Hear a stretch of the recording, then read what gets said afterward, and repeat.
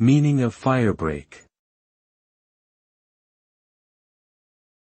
Firebreak.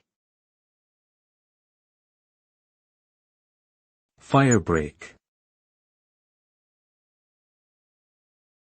Firebreak.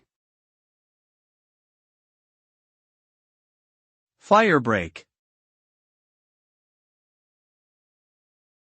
A firebreak is a gap or strip of land that is intentionally cleared of vegetation to prevent the spread of fires. The removal of plants, trees, and other combustible materials creates a barrier that can slow or stop the progress of a fire.